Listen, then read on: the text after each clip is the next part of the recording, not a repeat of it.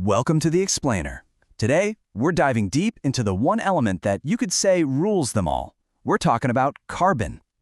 So let's just start with this big, kind of mind-blowing question. I mean, think about it. From the gas in your car to the actual DNA inside your cells, how can just one element be the architect of pretty much everything? Well, that's what we're here to figure out.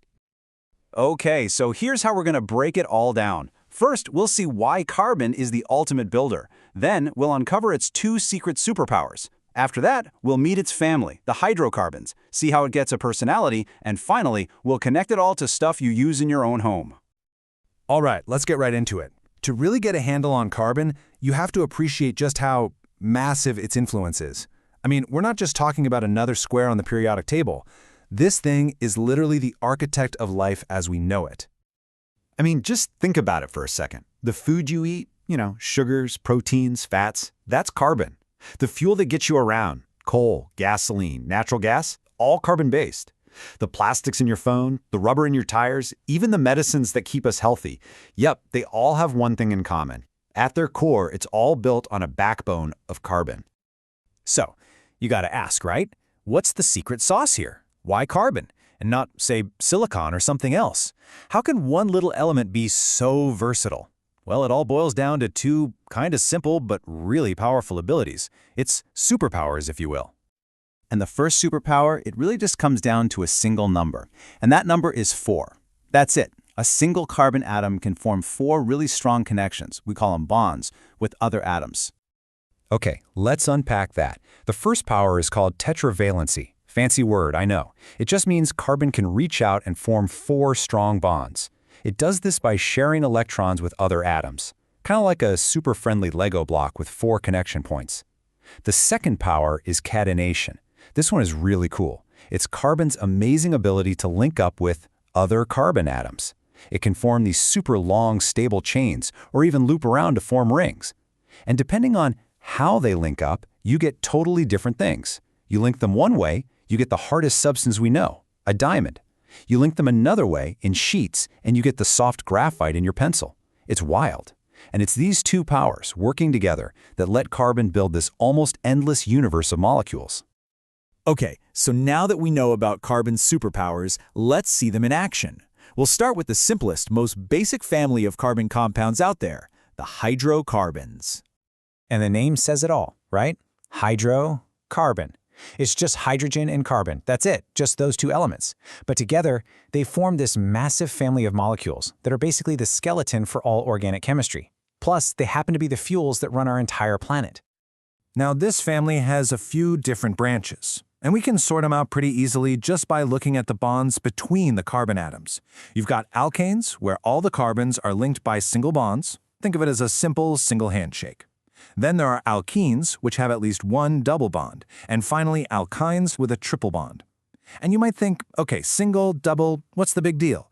Well, as you're about to see, that tiny difference changes everything. Okay, check this out.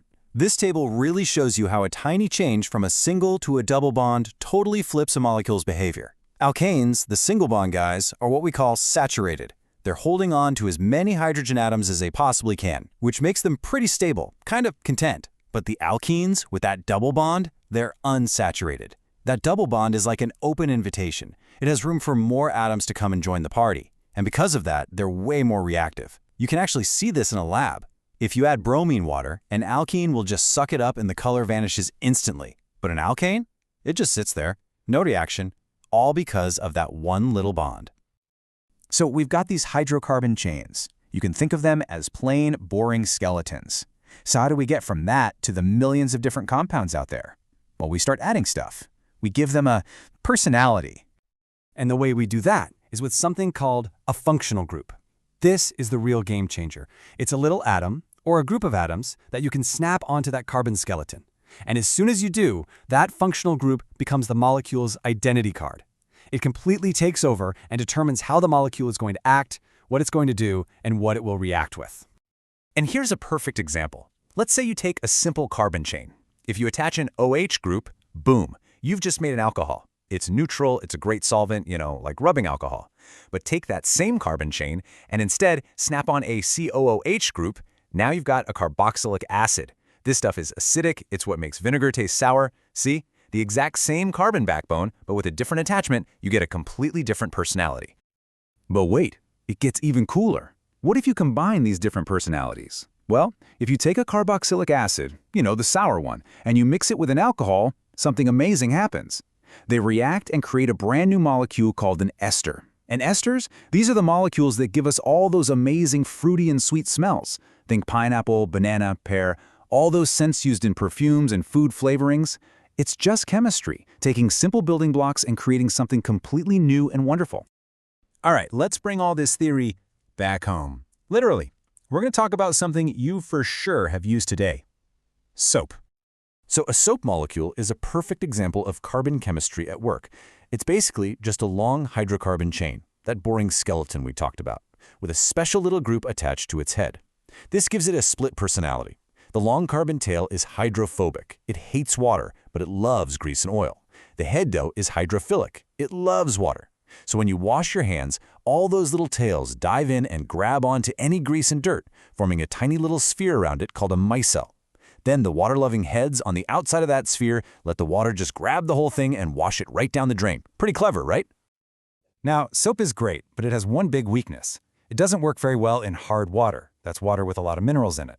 It reacts with the minerals and forms that yucky soap scum. So, chemists, knowing all about carbon, engineered a solution: detergents.